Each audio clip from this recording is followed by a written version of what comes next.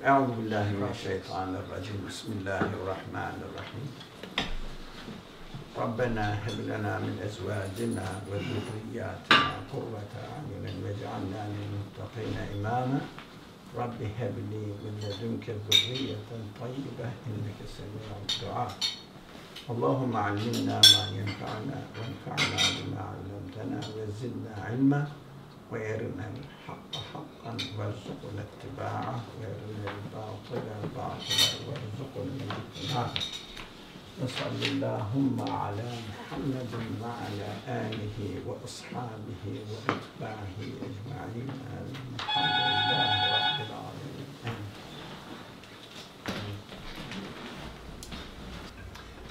Christina, well, I promised you that we are going to talk about the difference between existence of a thing and essence of a thing.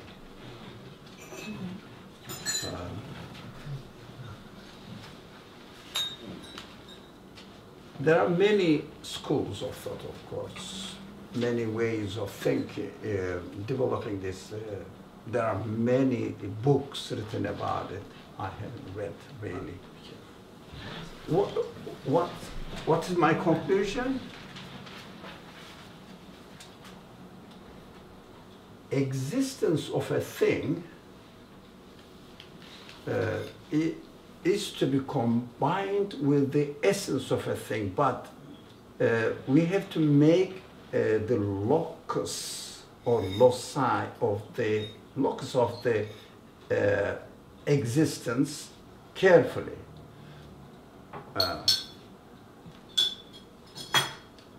For example, you can think of an existence of a thing which doesn't exist in the outside world. It may not have an outer existence. For example, let's say, give an example which we, unicorn, yeah, unicorn. So the Muslim scholars say that the unicorn does exist in your mind. Not all of them though, but the main one. It does exist in your mind because you are imagining whatever. That it exists there. So existence is undisputed. But not in the outside world that the unicorn must have an external existence in the outside world, but that imagination is a kind of existence. So you are, I'm sorry, you are saying that nothing outside of your mind cannot exist? No, not at all. No, it's a very quick conclusion. No. So it may have, may not have, but definitely whatever you think of an existence of a thing, it exists. Not necessarily that it should have an external existence within the universe. Within the universe means because we can relate the essence of a thing only within the universe. But a sense of a thing which is not within the universe, we cannot relate it. We cannot relate it because it is not experimental. It's not observable. So if we refer to something which is not within the universe, but, for example, the source of the universe, existence of the source of the universe, we should not wait or expect to see the external existence of it because we are saying this is the source of the existence of the universe. But in every case, no one can argue that whatever the mind can think of or can perceive, the existence of that thing exists for sure. there's a kind of logical discussion that goes on in human minds, and also some people make a lot of arguments about it. But I'm, as far as I understand, as a layman in philosophy or in logic, I'm not a logician or anything, but just to, like you and anybody else can read here and there, as a layman, I understand that we should not confuse two concepts: essence and existence. Existence is universally to be accepted, but essence of a thing may not be describable. It means, depending on what I am talking about, if I am talking about the essence of an imaginary creation, creature which within the universe, which doesn't have an external existence within the universe, then I think of it in terms of imaginary existence in my mind. But if I am talking about, for example, existence of, now the Rashid's brother's name was? Omar. So, if I'm talking about Omar, to ask him that, you know, Rashid's brother Omar, I am referring to an object which does have an external existence. So, existence is sure, and we can talk about the essence of him as well. What the people usually make mistakes about God's existence, because we cannot experiment the essence of God, the people say, since you cannot really experience the essence of God, so you cannot accept the existence of God.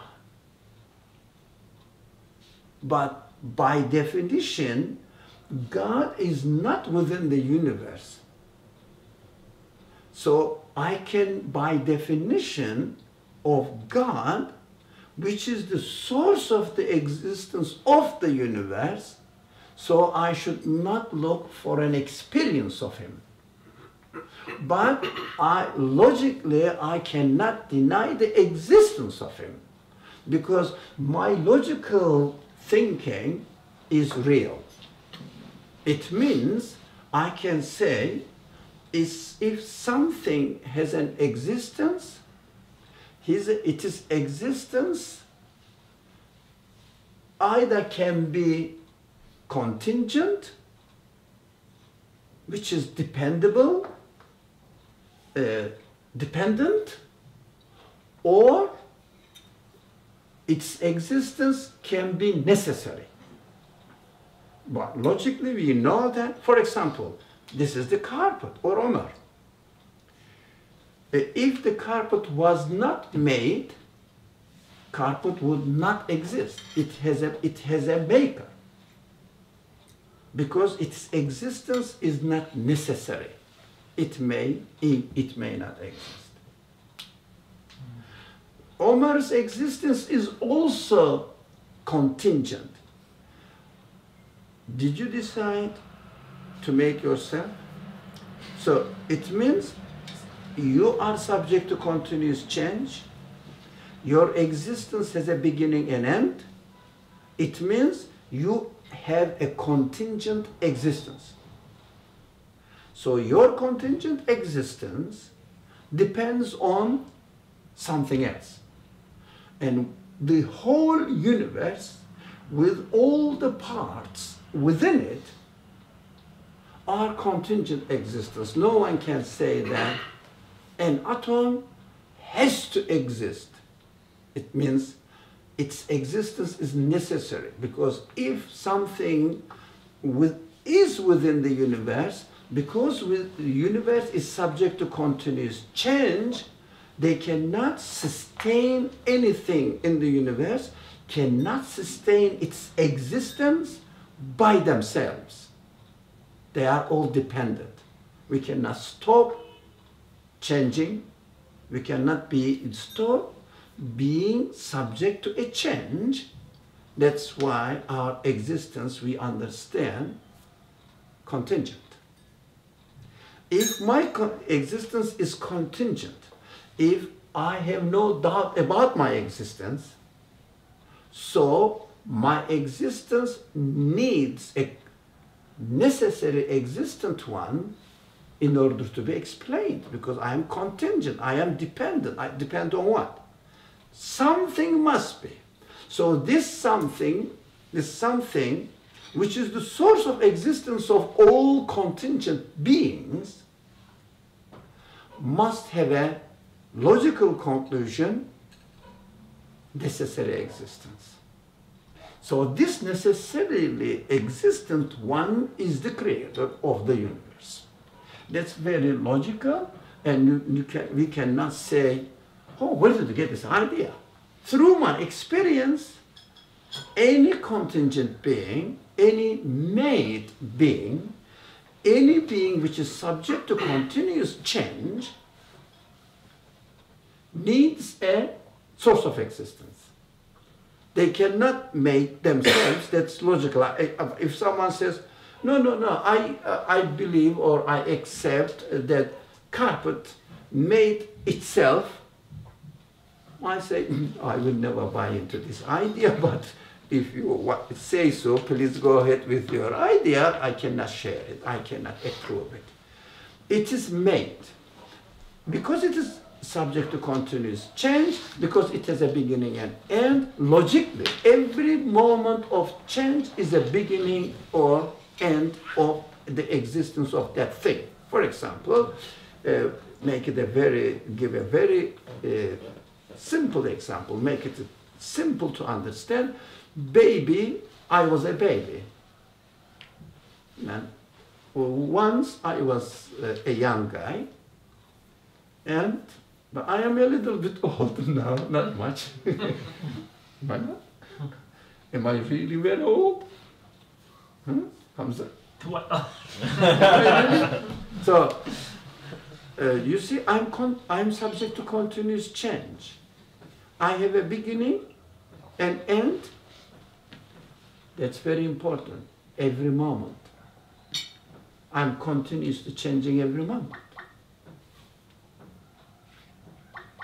Can I have a question? I mean, in this case, you can clearly see the change of the object, like in a case of living creature. But what about the case of like a tea bag box, which you don't see the change, but still you can claim, or you claim that it is changing, right? Yeah, of course. So, Look, galaxies are changing, atoms are changing, molecules are changing, particles are changing, but our observation of the change may have different lifespan. That's quite normal, but everything is subject to change, so everything has a beginning and end. How do we understand from it? Because they cannot sustain their existence, because they cannot exempt themselves from being subject to change. It means somebody else is operating on them. Are you with me, Christina? Do you think this morning without brownie, it does? I wanted to ask some other question, but it's about the unicorn. You know, you said that the unicorn exists in the different worlds that we don't perceive. No, in mind.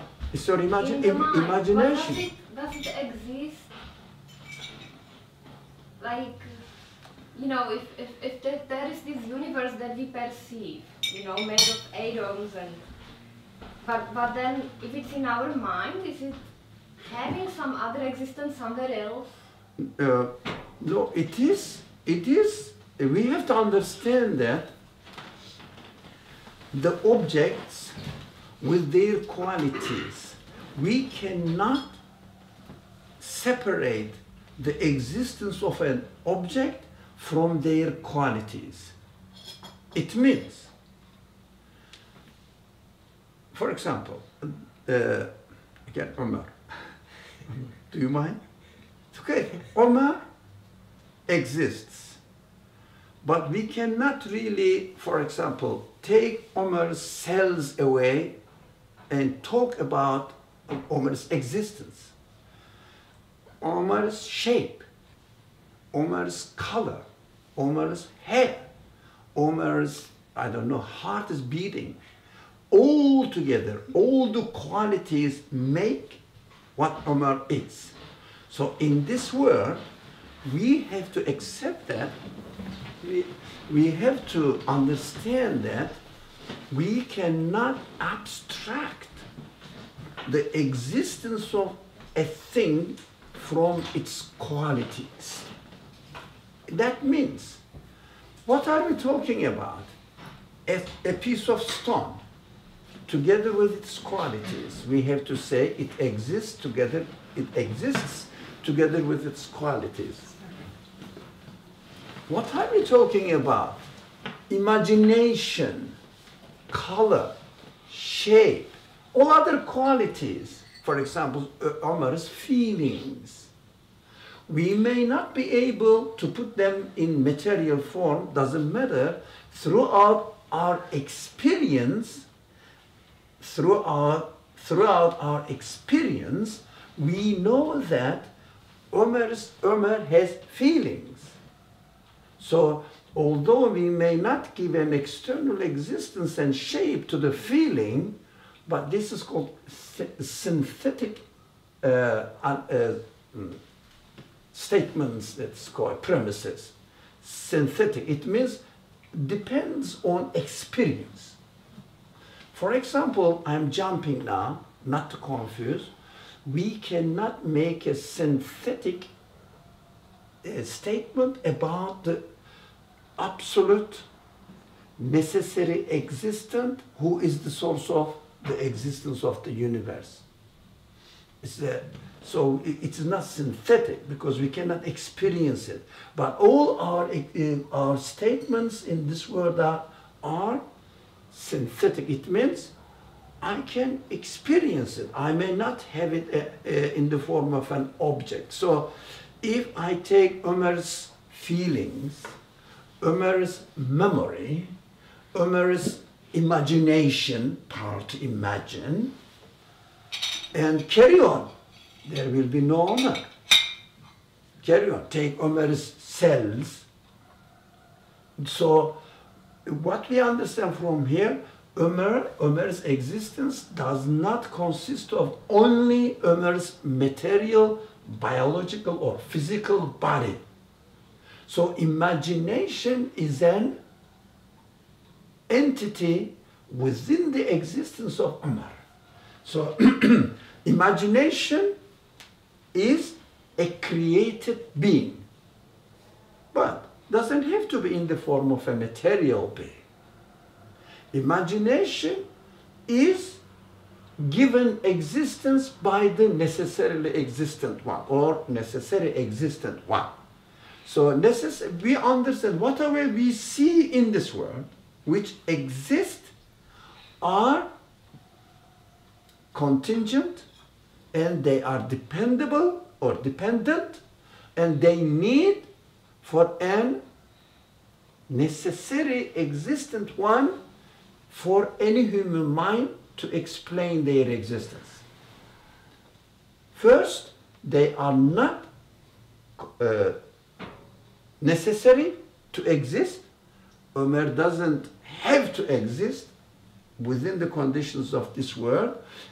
He exists only because he is given existence. Omar's babyhood also existed only because it has been given existence. So somebody or something apart from the content of this universe is in operation on this universe. Clear, Eric? So we understand that mind works as an entity, and your imagination works as an entity. Your emotions work as an entity. Your thinking works as an entity, but these are all, if you like, very simple, with a simple word, made things. Because they cannot exist by themselves, they cannot be the maker of their own existence, because it is oxymoron. It is logically impossible to say a thing is making its own existence. It's illogical, because in order to make something to give itself its own existence, it must have a prior existence. It is illogical. Do you follow me? Nothing can make themselves, because we are questioning the existence of that thing. If someone says it exists by itself, it is illogical, because if it had existed, it doesn't need to be to exist again, so it doesn't need any other source, because it already exists. So existing by itself is absolutely illogical. So all the terminology is used in this time, especially in the modern ages, which starts maybe 17th century onwards. They speak with the language that as if the things exist by themselves. They say brain works in this way. Come on, brain doesn't work in this way. Brain has given existence with the quality to work as we experience it. Brain doesn't work by itself. All this secular science is based on this very obvious logical fallacy. We have to be very aware of it. Very obvious logical fallacy. They say gravity draws the things to itself. Gravity cannot have this drawing quality by itself. Nothing can exist by itself. Drawing or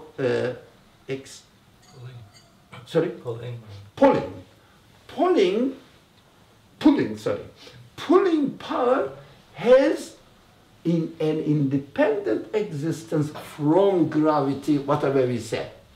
For example, Omar exists together with his imagination, his thinking, his power of sight, his power of hearing, his power of taste, his power of enjoyment. That all makes Omar. Every single entity within the existence of Omar is or needs for a source which will give them existence, because they cannot exist by themselves, and they are subject to change. They are contingent. They need a necessary source to give them existence. And this necessary source is definitely the source which gives the existence to all universe. So this necessary source is not of the kind of this universe. Cannot be, because otherwise the creator of the universe must be the creator itself, the universe itself. It's logically contradictory. Do you follow me? Logically contradictory. For example, I made myself. It's again logically contradictory. A part of the universe is the source of the existence of the universe. It's logically contradictory. Yeah, for example, very, very simple logic that they say a part cannot be bigger than the whole. Yeah, it is logically inconsistent. No one can accept that. So a part of the contingent existence cannot be the source of the contingent existence.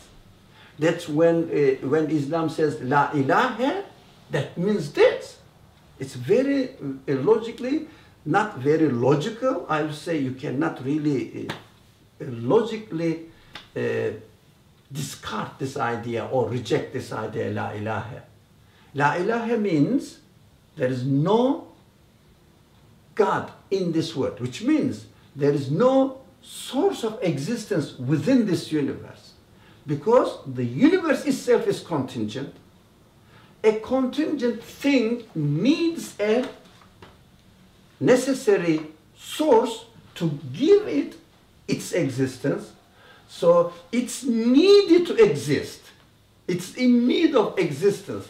If something is in need of existence, cannot be the source of another contingent existence, because it needs itself to be made. It means to have the existence given to him by an external source. So human mind definitely says, with no doubt, to me of course, with no doubt, the universe needs a source of its own existence, which is not contingent. It means necessary, necessarily existent one. When we say there is no God but God the Creator, there is nothing in this universe which has a divine power, divine quality. It means nothing in this universe which can be the source of existence of another thing.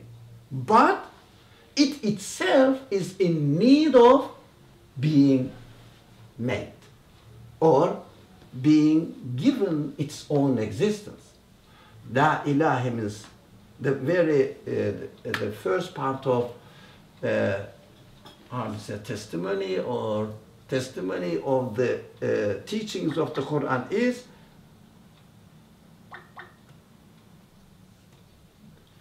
this.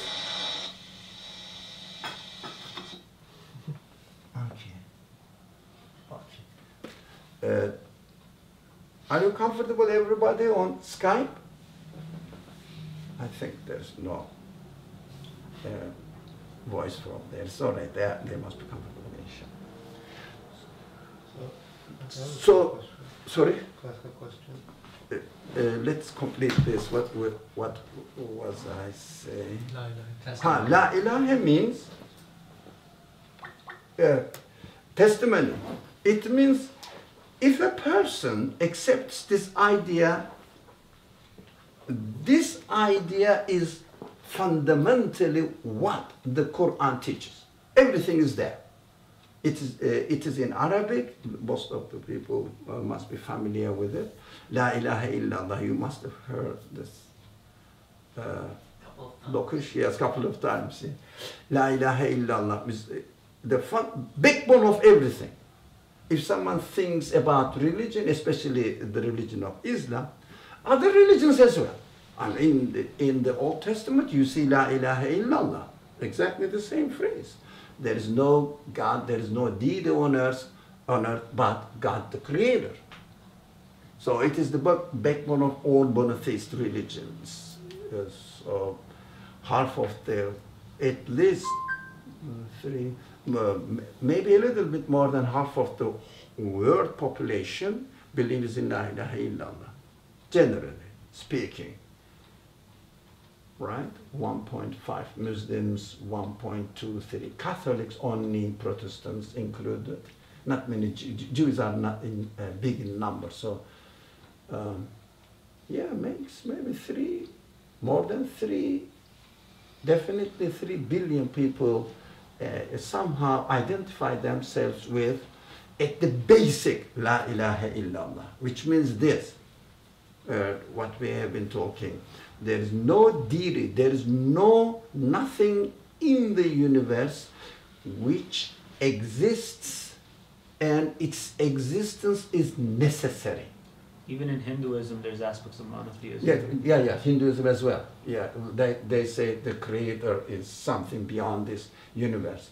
So really, definitely more than half of the population of the world prescribe to this fundamental teaching, which is the backbone of really monotheistic religions, or the religions which say that, which are introduced to human beings through prophets.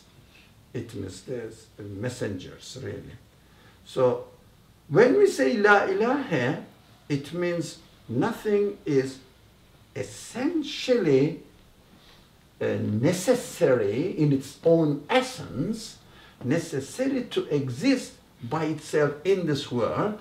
Then we conclude that since the universe exists, so it needs an source of existence which must of necessity be necessarily existent one. That's the logical conclusion. And we don't ask for the necessarily existent one what its essence is, because in order to confirm the essence of the existence of a thing, it must be for us experimentable. It means we should be able to experience it. By definition, contingent beings cannot go beyond the contingent world in essence, not in conceptualizing the existence of it. Right? I have a question. So what about the prophets who, can you tell that they had the experience of God, or that they got the essence of God? No, that's impossible. None of the part of this contingent existence, it means universe, can have an experience of necessarily existent one, which is the source of existence of this universe, God. In order to be able to experience, if you like, to bring within our capacity to bring something within our capacity of perception, it means, we have to be very careful. It may be very tiring, it's very dense, but we have to be careful here. In order to experience means I have to bring the thing within the capacity of my perception. It means I have to bring the thing within the contingent being. And the absolute, the infinite cannot be brought into any contingent form. It means you cannot really bring an infinite, which is the infinite number, infinite, not the number, infinite, within any number category. So none of the numbers can experience the infinite. None of the numbers. Any number may say, if any number say, I experience the infinite, it is a lie. It's impossible. Then what about the mirage? What would that be? No, it's not really. Kav-Kav-Sein.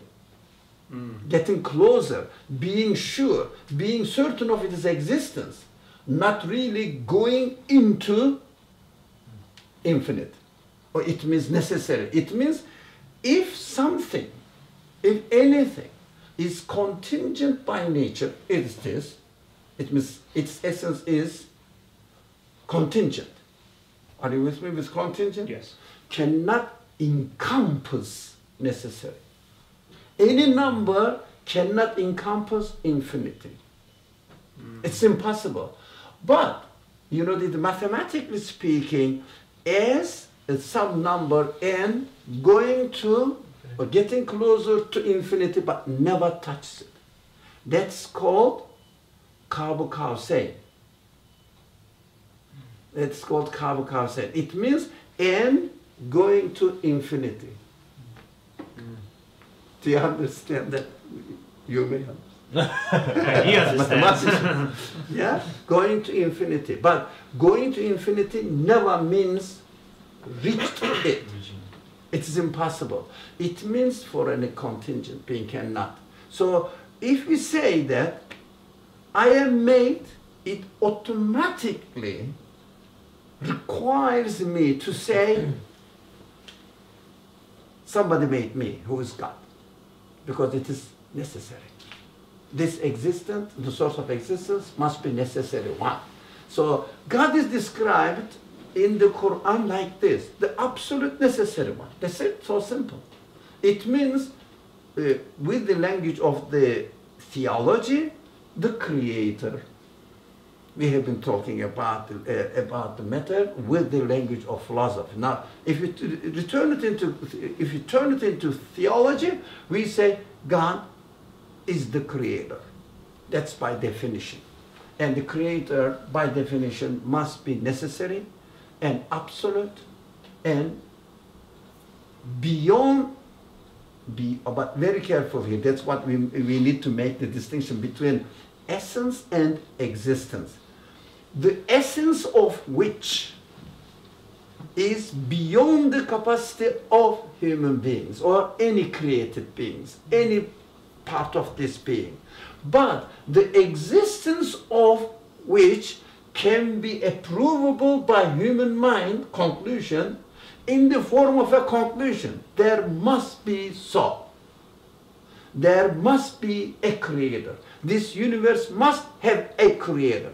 Do you know him? Have you seen him? Have you experienced him? By definition, you cannot experience his essence, but you can experience his existence. His existence is logical conclusion.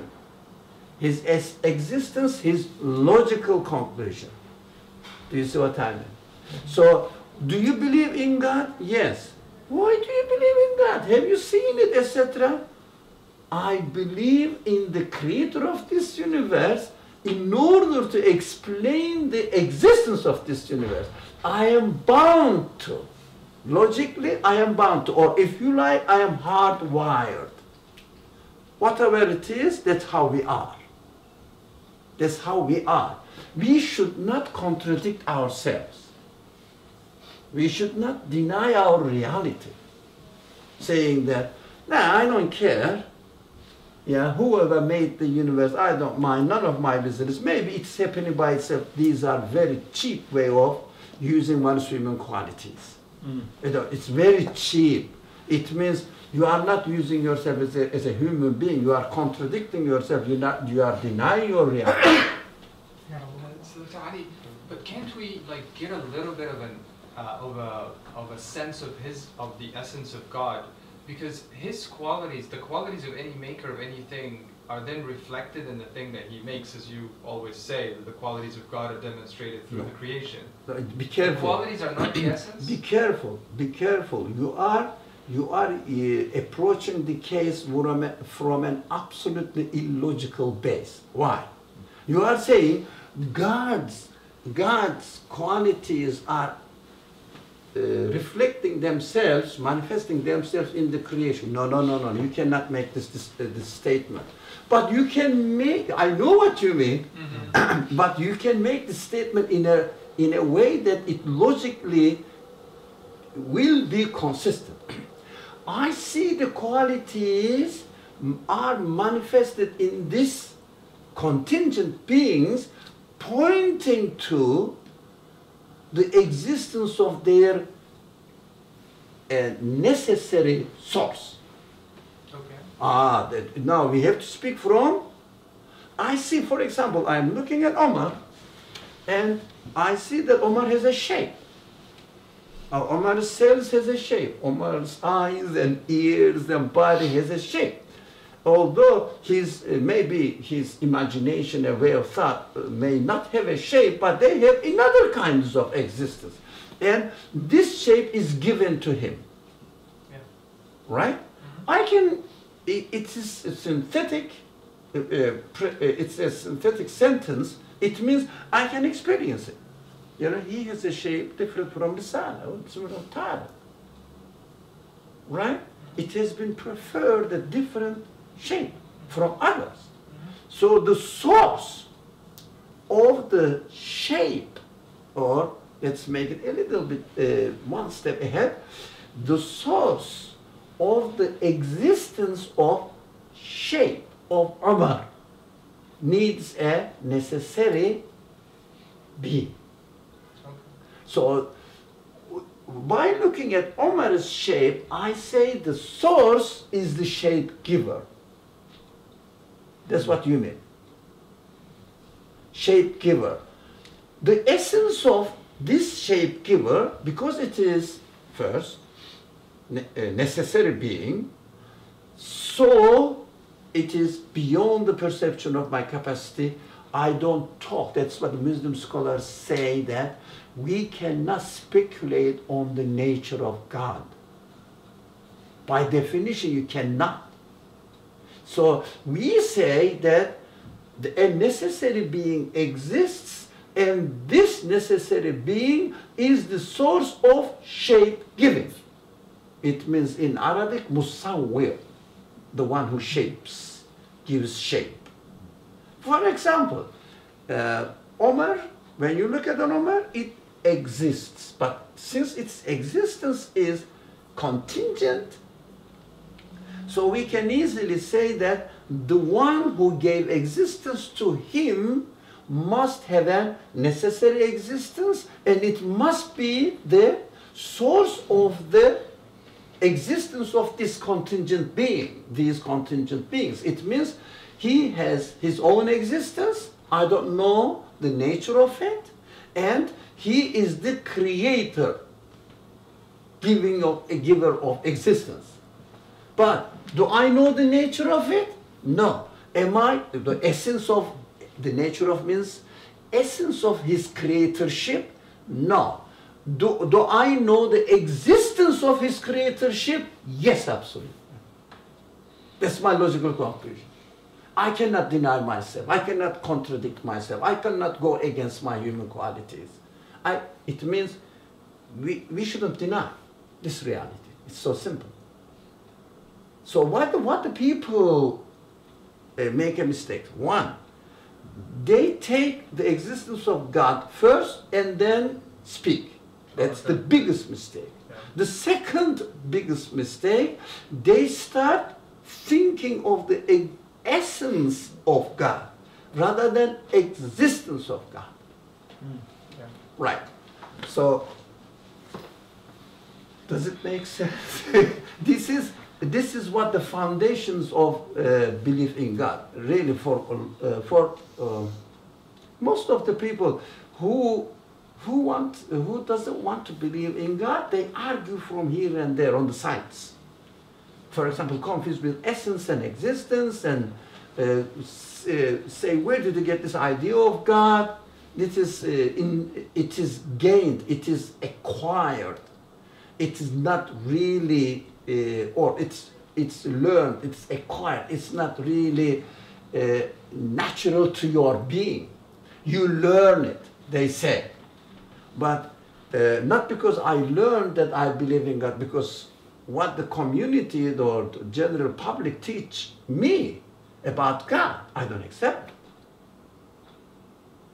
So this is my own conclusion. Yeah. I am not imitating my pastor, I am not imitating my imam, the religious leader, or I am not imitating any scholar, anything. That's my own personal conclusion.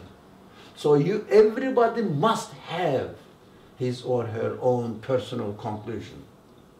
So you can, if you imitate, it's not belief, because belief requires requires certainty. So if you imitate, you cannot be certain. You say, my father said, or my pastor said, or my minister said, or that's how they say, or I am a Christian, I am a Muslim, we believe.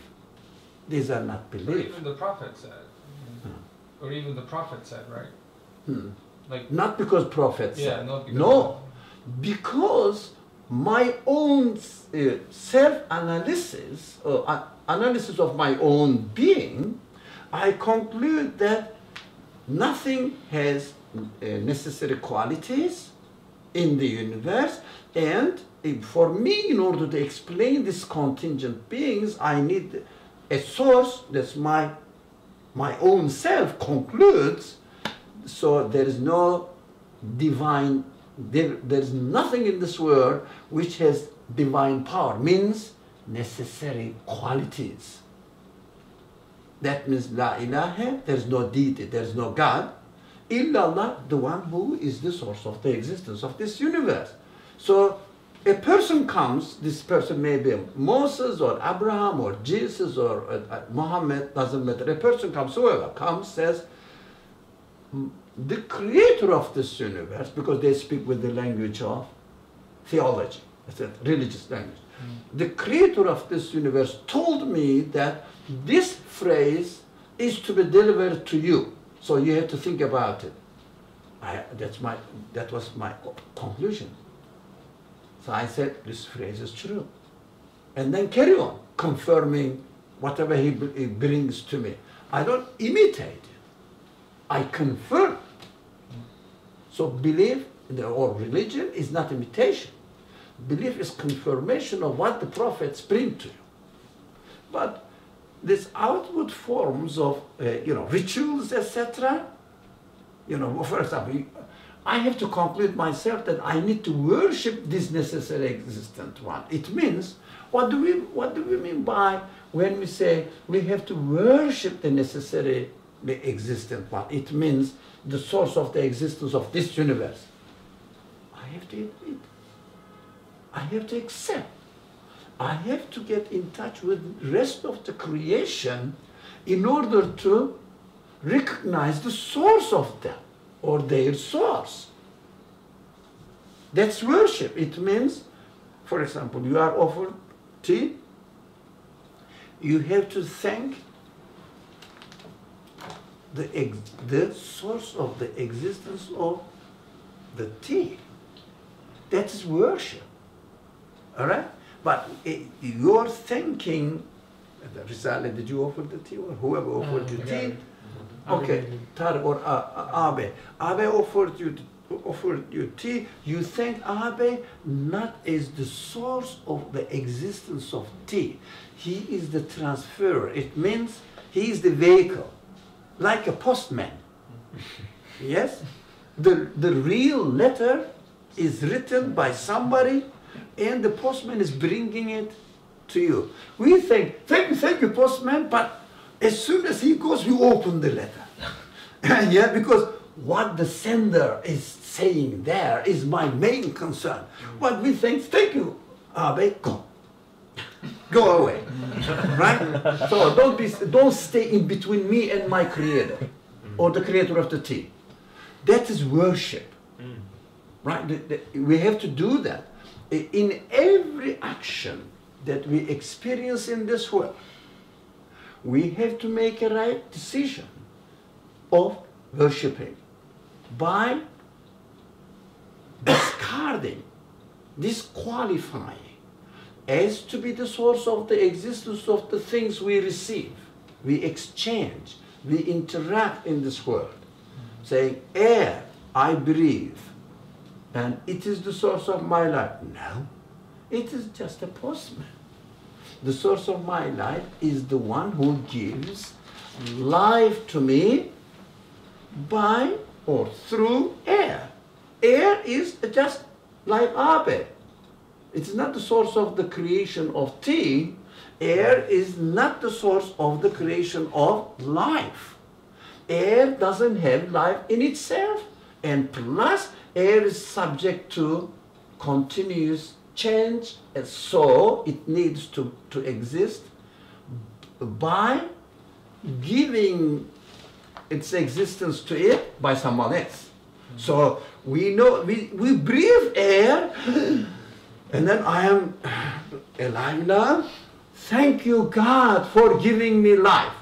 And a materialist man, a simple-minded, primitive people said, no, air is giving you life.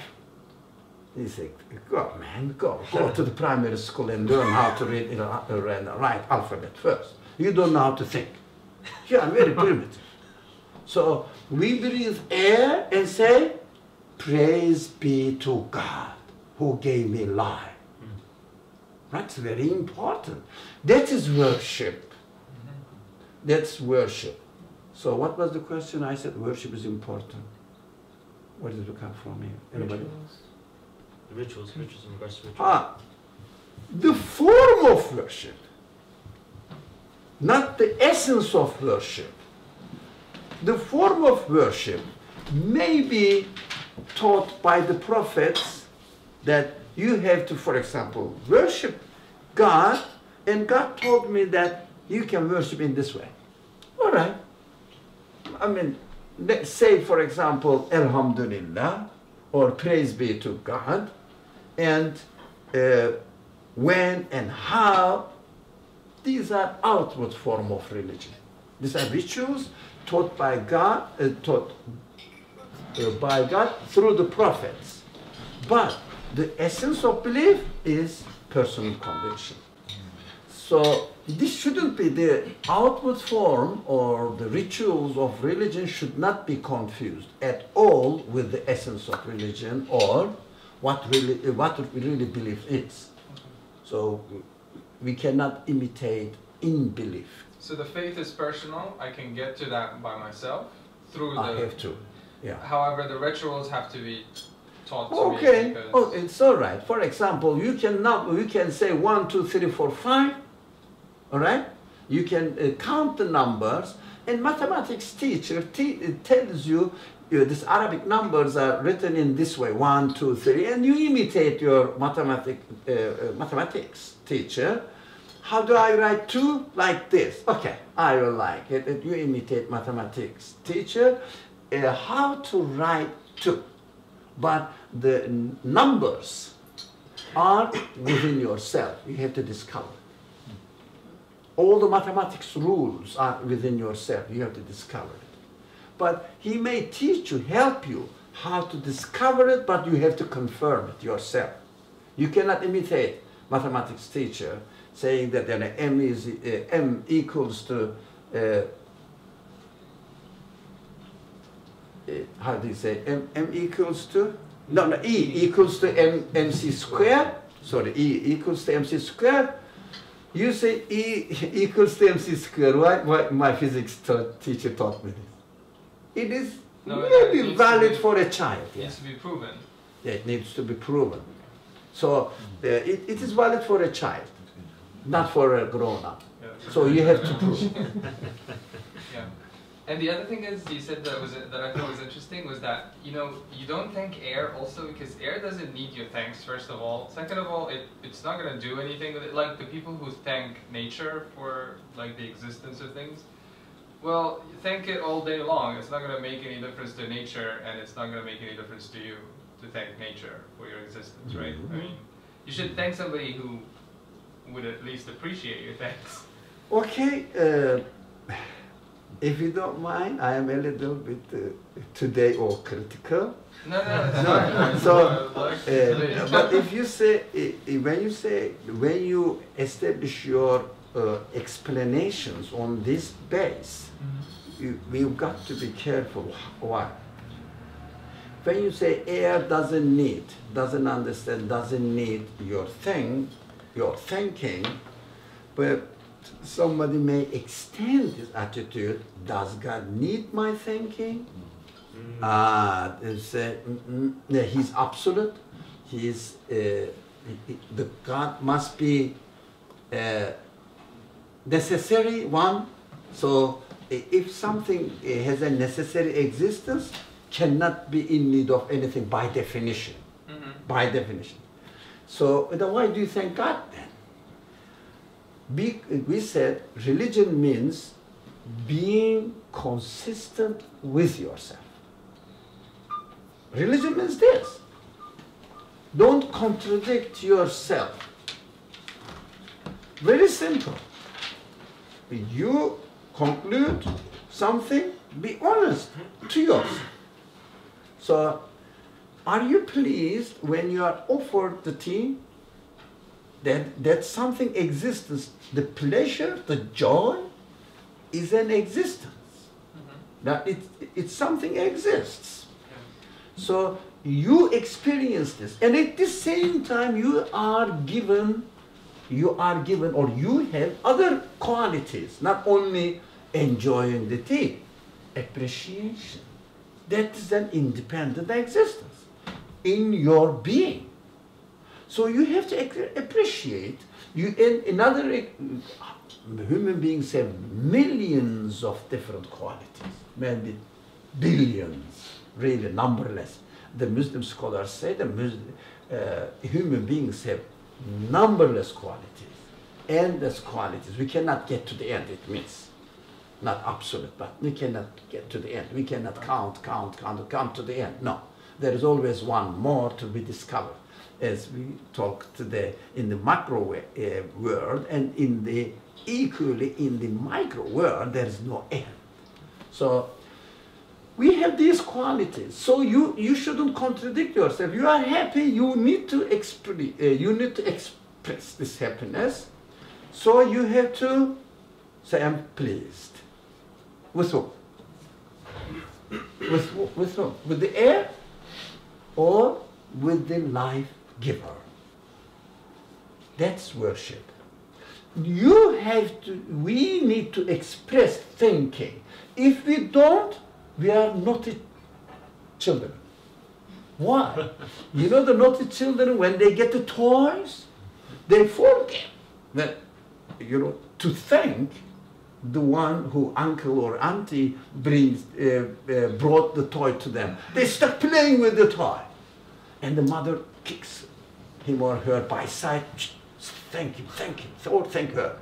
So we are, oh, thank you, mom, thank you, auntie, and carry on with the toys. This is a childish attitude. And mature man or adult person must be consistent. But when you are happy with it, you need to thank, and you have to thank. But you have to thank the right source. You cannot thank the air, because or let's say, a postman brought you a check, all right. You cannot thank the postman only and say, so thank you for giving me the check. The postman said, excuse me, what is it? Oh, it's the envelope I brought you. I don't know even. I don't have the money. The check written by somebody, he has the money. Go and thank him, not me. The postman says. The air says. The air molecules say. Don't thank me. I don't have life. Right? Thank the one who is the source of the existence of life. So we have to thank. That's why we have to worship. For the absolute, necessary, existent one, nothing to do with it. It should be, logically. It's my duty to worship. It's my duty to worship. It's nothing to do with him or with the Creator. With him, with her, with it, doesn't matter. With the Creator, the source of existence. I have to be consistent. I have to be honest to myself. If someone breathes the air and does not express his or her thankfulness, pleasure, gratefulness to the giver of life, this person is a dishonest person. Can I have a question? Yeah. So the way how you are explaining the way how you can understand God seems to be very logical, almost a matter of common sense. But still there are more than 3 billion people which claim not to be living in anything.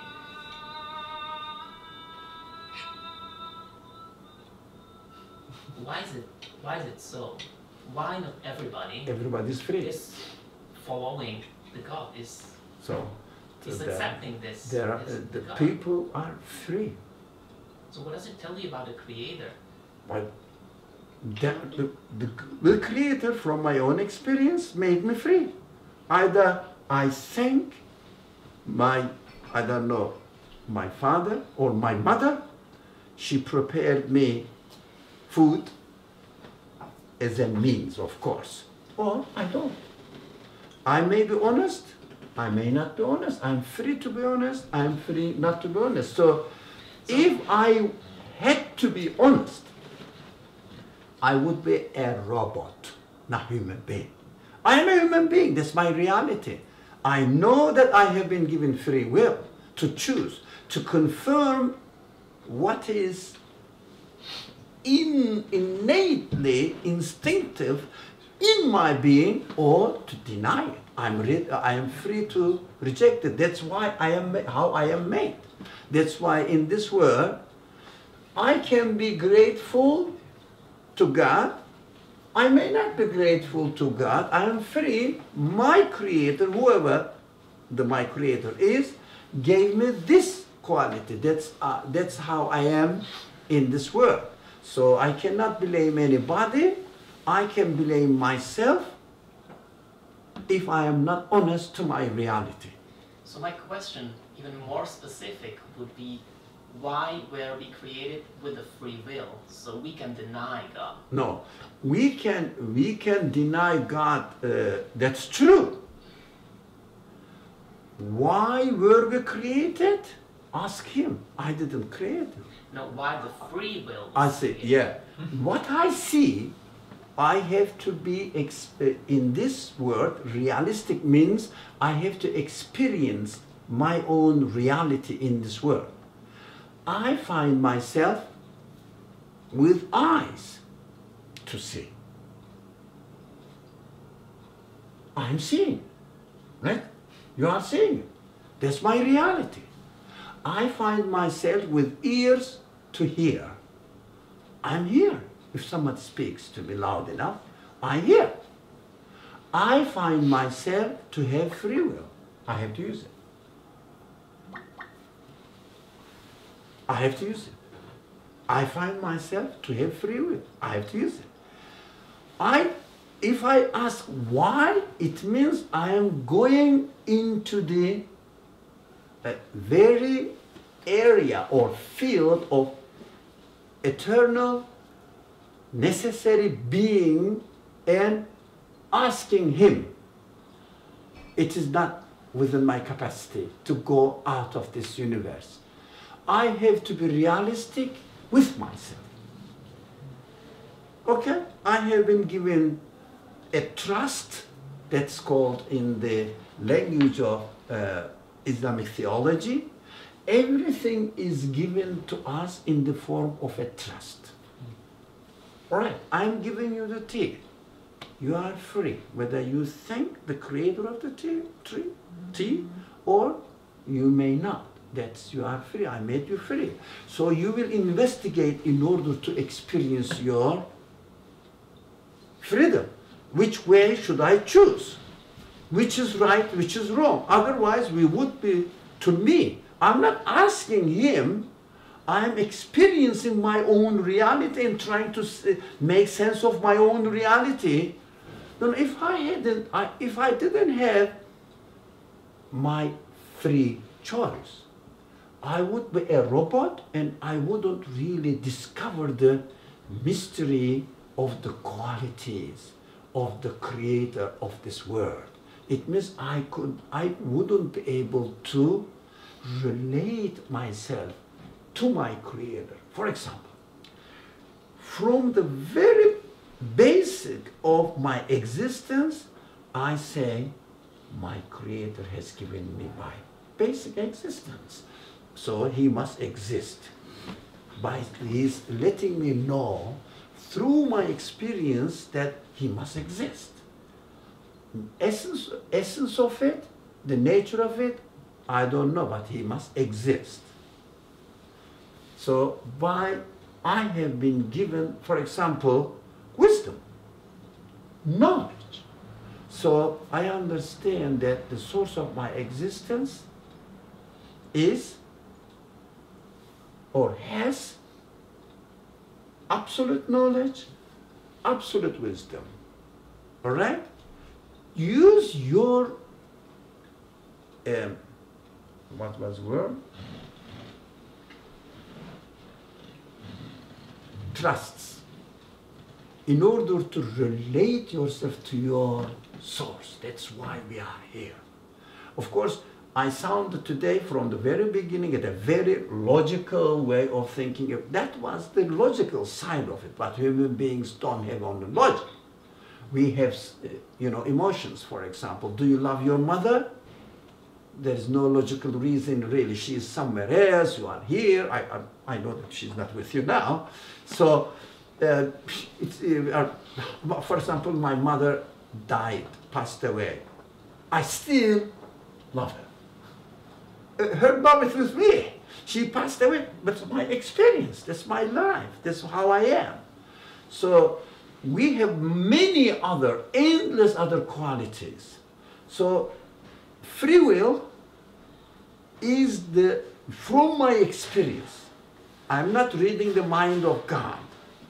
All right? I'm not reading God's mind. From my own experience, I am experiencing that I'm very thankful for the free will, because only through usage of the free will that I make choices.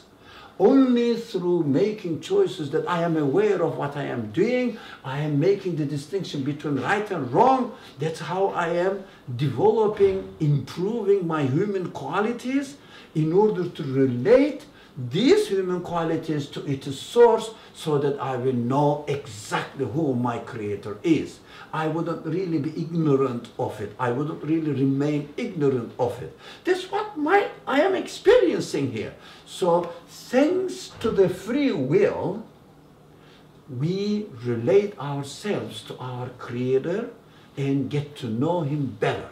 So make the improvement in our human qualities, saying that, for example, I have to be just, I have to be honest, I have to be merciful, yeah. I have to be kind, I have to be compassionate, and I have to defend my own existence. Yeah, if someone attacks me, I should make the right choice, not wrong choice. All these, all the books filled the shelves of the libraries are investigations within the creation in order to relate the source of those information, who he is. So when you study biology or microbiology at a certain level, what are you doing in reality?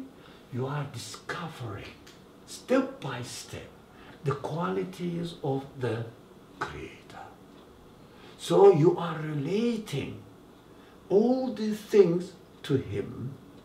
So you are really making a development as appropriate to a human being.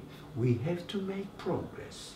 We cannot remain equal in 2 days. That's the sayings of the prophet. If somebody's 2 days are equal to each other, he is in loss. Yeah, shouldn't be. That is due to or thanks to free will. If I didn't have a free will, for example, this camera cannot really improve itself. An intelligent will outside of it should add something to it, because it doesn't have a free will. Even some animals have some free will. What we do, we can teach them. Although limited, not human beings, we can teach them something limited, whatever it is. Don't you like, for example, to have a very domestic friendly dog or cat than a wild one? Teaching is better. That's what I like. I love. I like everybody, but I can think of myself only. That's why I say I. You can think of yourself as well. If I learn something new, that's my reward of the day. I really love it. I really enjoy it. What does it mean? The one who made me with the quality to, or with the trust to love making progress, learning something new. I have to be honest my reality. I have to learn every day anew. Related to the real source. You can find some tea in the white thermos, if you like. Oh, there is tea there, isn't there? Right there. There is? Yeah. Also water. What? Yeah. Yeah.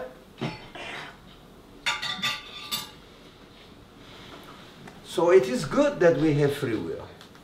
That's how we make progress.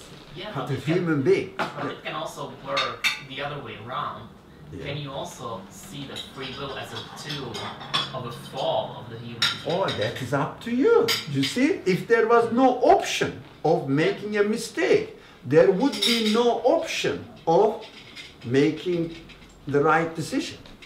So that is necessary in this world. That's why we say we know the things with their opposites. That's the very famous logical statement. If there was no opposite, we wouldn't be able to know the existence of the thing that we are given. This very conventional example is if there was no dark or less light, we wouldn't be able to realize the existence of light. So that's something that if there was no ignorance or not knowing, there would be no way to know, to learn. So there's an alternative. That's what the Quran says. The Quran we study on Wednesdays the eloquence of the Quran. It's beautiful. Quran says, be a man of truth. Ahlul Haq. Confirm the truth. It doesn't say confirm me. Confirm the truth. What does it mean? That is your reality. Be honest to yourself. You will be a real human being. Or real means really a right human being. It means you have used your reality in the right way. So you understand that everything has a really beautiful purpose in their existence. We have to think about it and use it in the right way. Try to use it in the right way. It doesn't mean that we have to always make the right decisions. It must be our aim, but we fall. We may sometimes not learn anything, not make any discovery for a day or so. Maybe sometimes dishonest. For how long have you been studying with your thesis and have experiments? Are you doing experiments? Oh, sure. So for how many years? I'm starting my 4th year. The 4th year? Have you not finished? Oh, I don't know, but It takes have a you long finished time. your? Yeah. I understand Like that. an average like 6 or 7 years, and I haven't finished the discovery yet. But Not yet. I'm You getting see? there. Are you eager to do that? Sure. What do you want? You have been trying. Isn't that good that you have a free will to choose to carry on your research rather than go home and sleep? I do it too, though. At night. For sometimes. So it's how we are. That's our reality. People say, generally, that religion answers the question why, science answers the question how. I think this is the biggest mistake that human beings have ever made. Religion answers the question how. The question why is irrelevant. Oh. Think about it, you will find it. Because you are intelligent people. The question why is to be sent or referred to God, which we cannot communicate with God directly because He is absolute, He is necessary being, He is not a contingent being, He is not a part of this universe, and I cannot go out of this universe. So, but question how, here we are, we can really experience the creation, the world, and find out how the things are given existence. So, use it. Do you have eyes? Use it. Use them. Do you have brain? Use them. Do you have free will? Use them. So, can you make the distinction between right and wrong? Be careful to make the distinction between right and wrong and approve the right, approve the justice, disapprove the wrong, reject the injustice. Reject injustice. Be consistent within yourself. So that's how we are. That's how we are, not why we are. So do we have the sense of confirming the truth? Confirm. Because we have it. Why do you reject? Why do we reject? Truth means really my existence depends on the creator of the universe. So I have to refer everything to him because I cannot refer anything to anything other than the creator of the universe. We can use the religious language now, leave the philosophical language, the necessary being. It's creator, God. So that's called God. Yeah, but if you like, you may find another word for it. Doesn't matter. If you mean the content of that word means the creator of the universe, okay, accept it. That's what we want to say. So we have to be honest within the conditions of this universe, and in this universe we can experience only how the things are not happening given existence. That's the difference. The thing, when you study in lab, you don't say this is happening. No, it's wrong. It doesn't happen by itself. It's illogical. It's given existence in this way. So refer that event to its source. That's worship. If you do this, you are a worshipper of God. That's it. That's the point. If you don't do it, even if you go everywhere, every day to church or mosque, you are not worshiping God. Do you see the difference? It's very essential. Inshallah, God willing, we can all do that. So we had this discussion today. It's very exciting. Very exciting. Speechless. Yeah, very exciting. We have to be sure of our stand. We shouldn't be, if you like, but it may cause a little bit controversy, but inshallah we are ready to hear this. We shouldn't be religious. We should be worshippers of God. Religiosity covers up the sense of worship in our daily life. So religiosity mostly takes over the real practice of one's belief in the form of worship of God. So religiosity may hijack worship with God consciousness. Religiosity may make very outward form.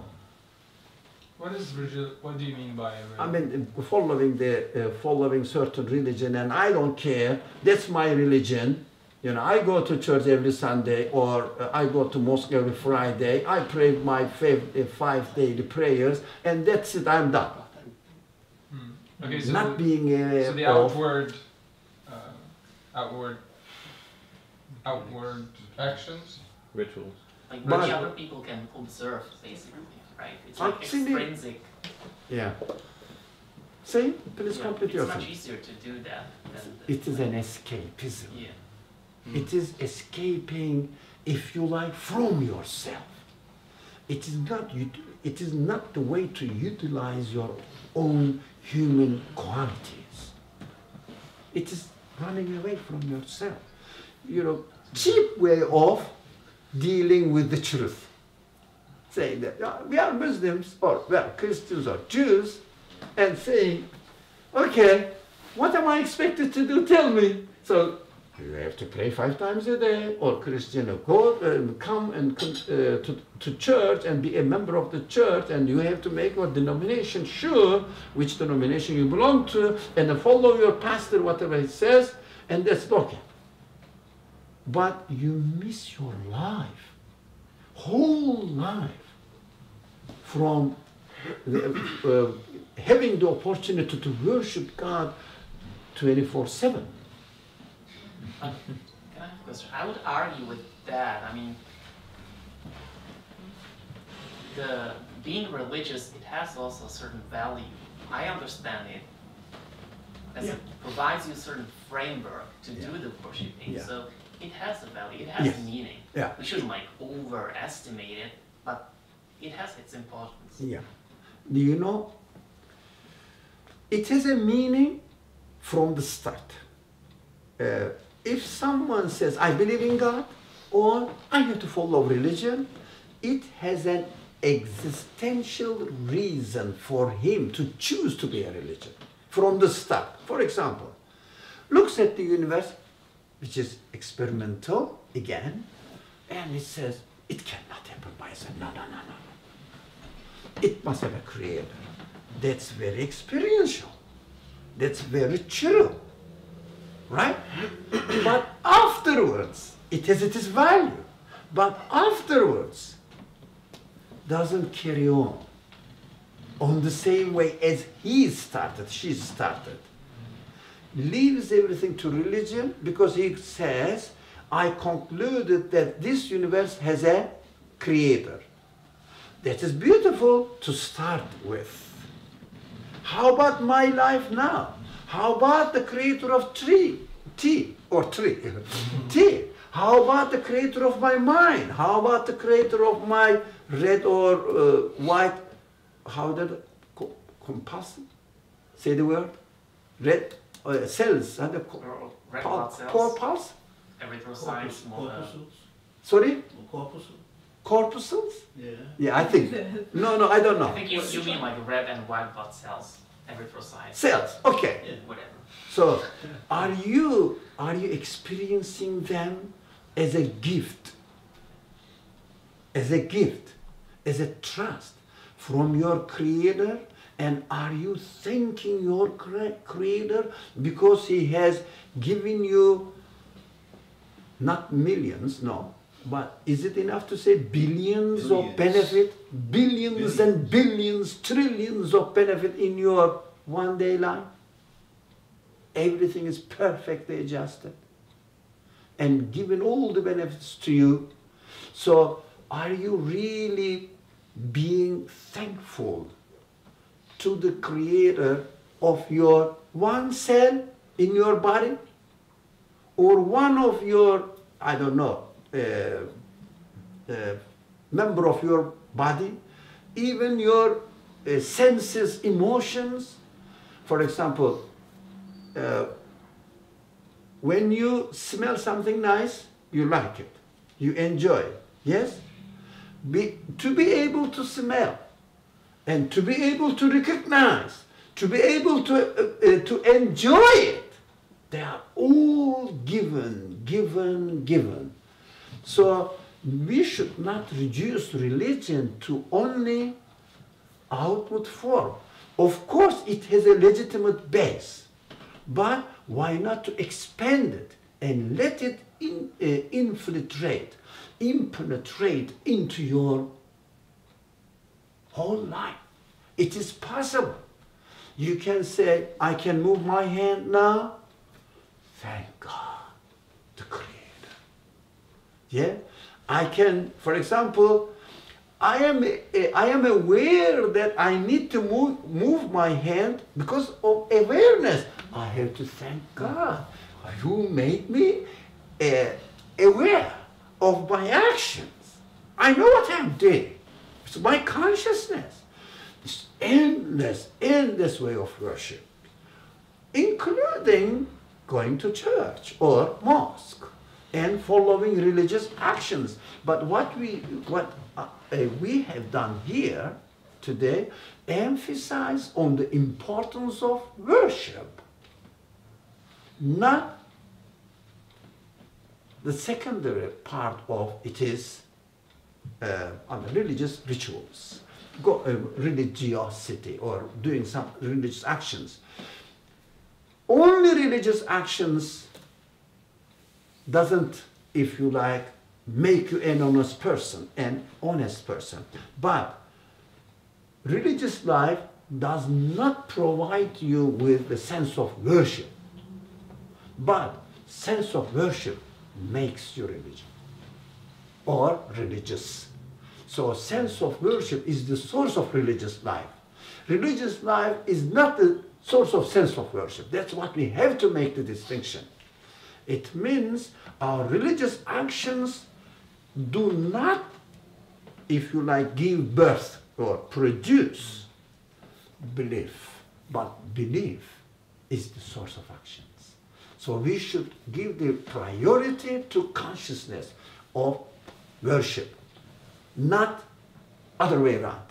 It is a matter of priority. It's not alternative. It means worship alternative to religiosity. No, no. Priority. So we have to give, inshallah, God willing, priority to sense of worship.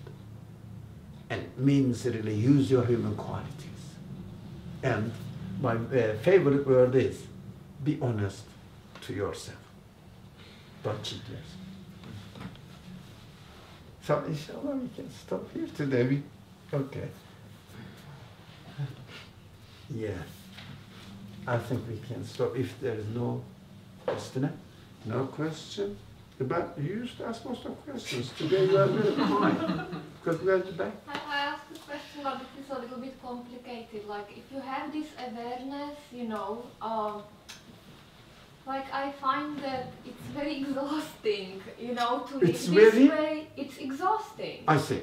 Because I think that the way how we are brought up in the modern society is really focusing a lot on the material world. So that's what's natural for me. Because I'm the part of Western education and culture, the way how I studied was not this way, you know. And so to try to live in a way that I'm always aware that everything comes from God, I'm not used to it, and it's exhausting for me. Because everything around is like going against this idea. Everything's going against it, and in my work, in science, I have to produce the results, I have to focus. Of course. So I focus on the thing itself, Yeah. Yes. but I feel like the creator is behind it. But if I focus on what's behind, you know, the science, I am not able so much to focus on science. Actually, then I become more interested in this connection with the creator, and I lose the interest in the science. So And that brings me to trouble. no, Christina. And I don't know how to solve this. This very easy, Christina. But something are misunderstood here. You know why? When you concentrate on what is happening in this world and what they refer to, do you understand? The things are happening and what they refer to, you said behind it. Yeah. Yes. It is automatic. It is automatic. Why? Because the concept of religion in this culture, not only in the Western culture, in Eastern culture as well, yeah, it's very wide. Your work is different from your religious life. What we did today, your work is the place of your religious life. The church is in your lab. But you can go to church when you got out of lab. But while you are in the lab, you can be in the church by being aware. Religion is awareness. Religion is consciousness. It means when something happens there, it is happening as I observe it, not because of itself. That's so simple. Because it is given existence in this way. That's it. That's so simple. So you should not be put off from your lab work. If you are a very religious man, you have to work even more in the lab in order to appreciate the Creator's qualities disclosing themselves to you. It is so blessing. It is so good, a good opportunity that we should use, all of us. That's nothing to do with putting you off from your work if you really think of God. Because it is, in the Quran, those people, it is told that those people who go to convents, Monasteries? Yeah, convent, monasteries. And God says in the Quran, they are good people, but we haven't prescribed them to go to convents. It means you should not separate your daily life from your religious life. Your religious life is within your daily life.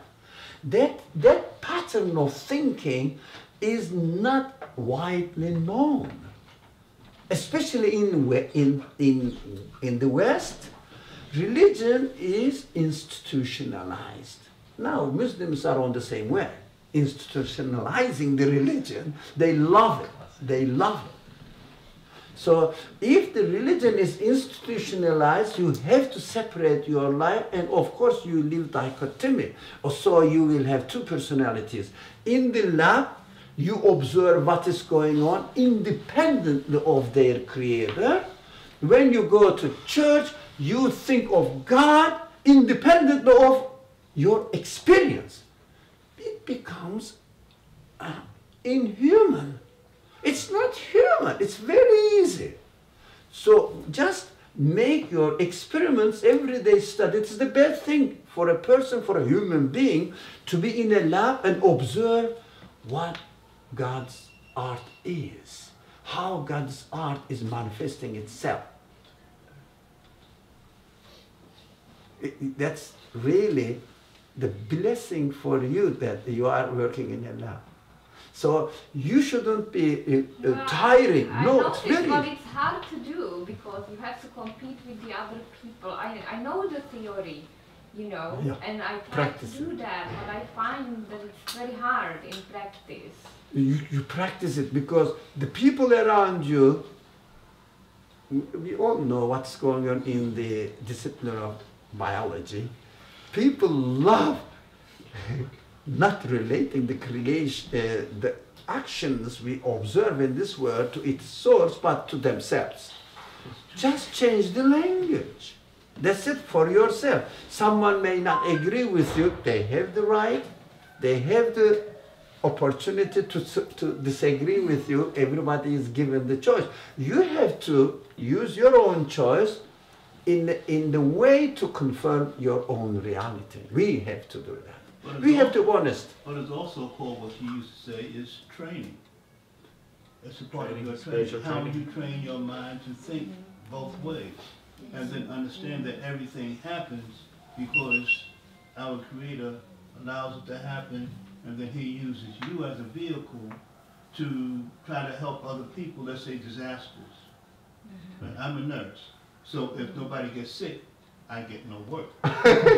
That's Correct? So that's a part of life. So, Christina, do you know how to ride a bicycle? Yeah. When did you learn it? When you were very young. Yeah. Especially because I'm guessing that because of your background, when we maybe 3-4 years old, we learned it. Is it right? Somewhere there.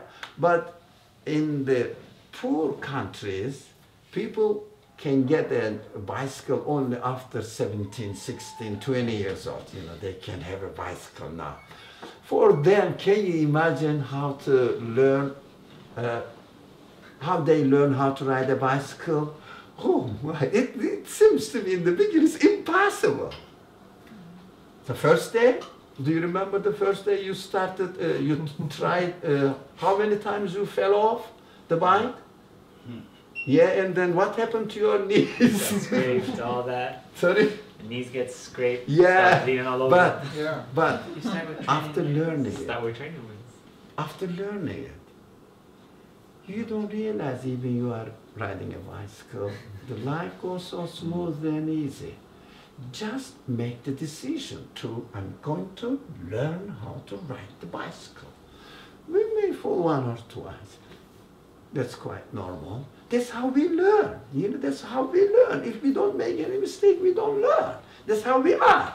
So the distinction I made between how and why is an irrelevant question, how is the real question that we deal as far as religion is concerned, that means we have to learn how to live in this world and observe how the things are coming into existence. It's very beautiful to me. It's excellent. You can really learn this very quickly because you have already endowed with, given with certain qualities that how to use your mind, train yourself.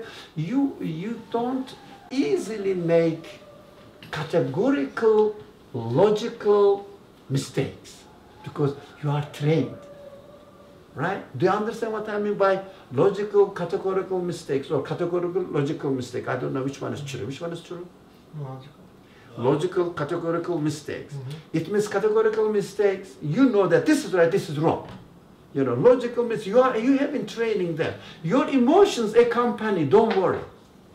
That first you understand that the tea is given to you by the Lord of this world. This God.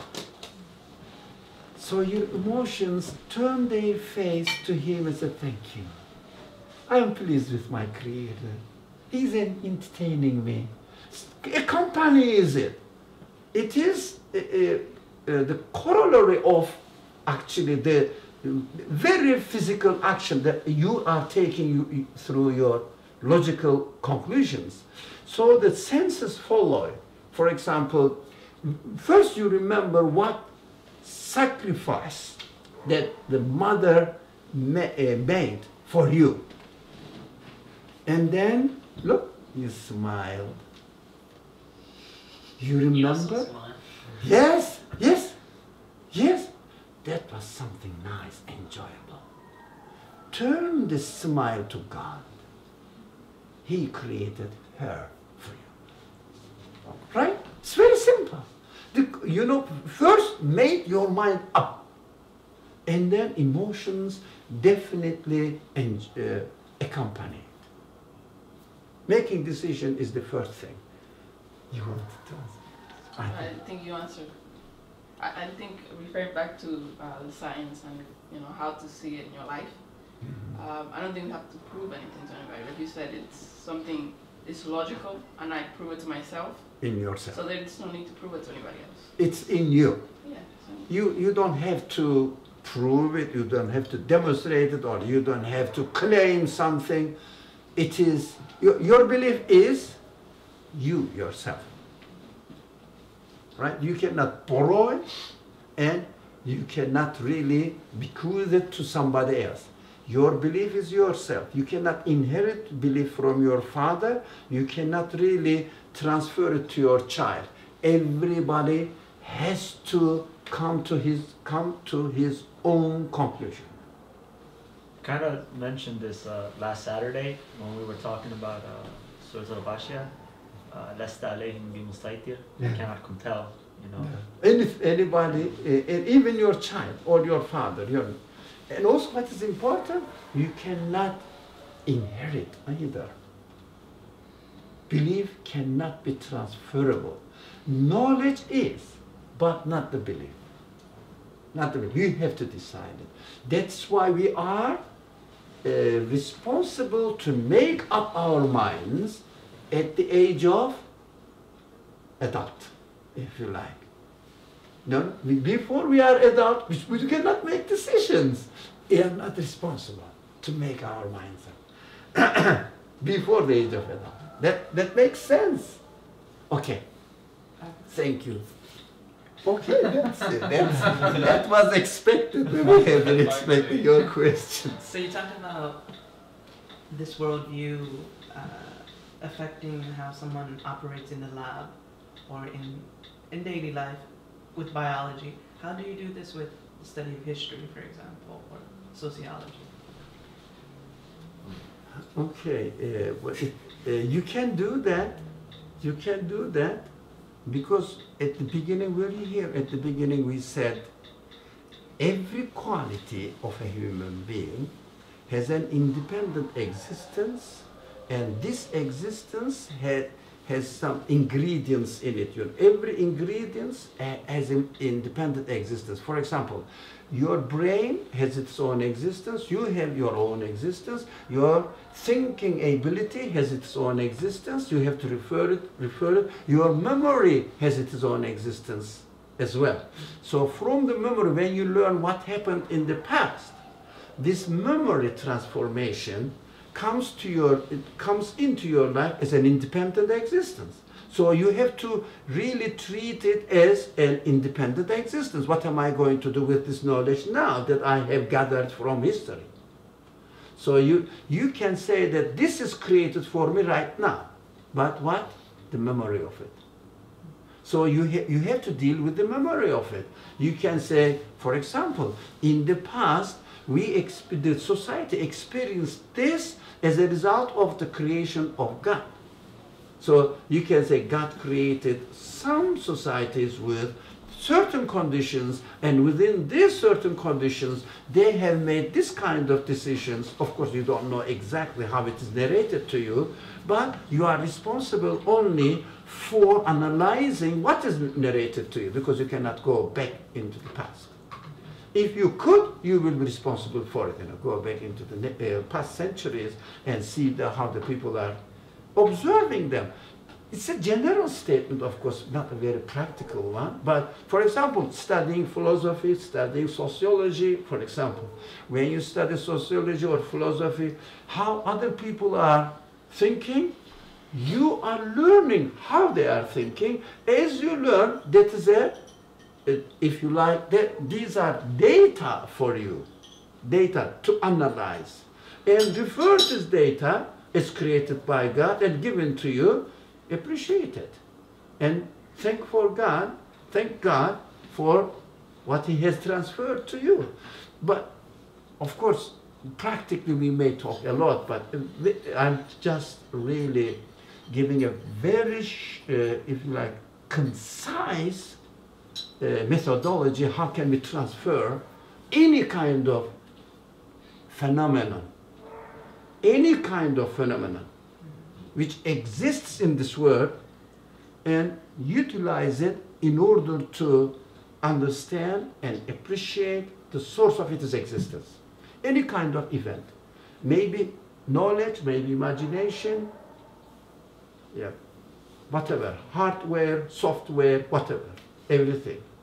So if someone comes to, let's say, in philosophy and thought, someone comes to a conclusion, we study it, but we see it as illogical or false. I still attribute the creation of this thought to God. Of course, saying that you taught me what was wrong.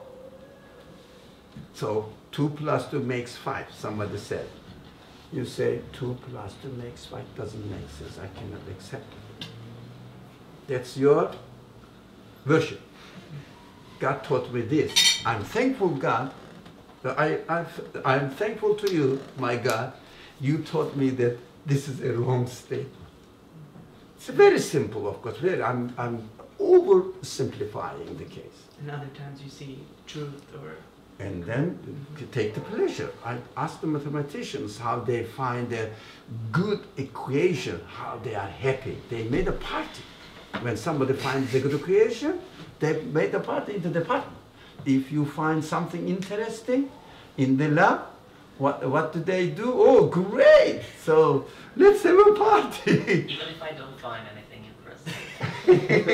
they have a party. You know, party. So they love parties. Okay, I think we have to stop because I have another program. So you may carry on, but I have to leave to my room. You can stay here. Bismillahirrahmanirrahim. سبحانك لا علم لنا إلا ما علمتنا إنك أنت العليم الحكيم وآخر دعواهم أن الحمد لله رب العالمين. الفاتحة.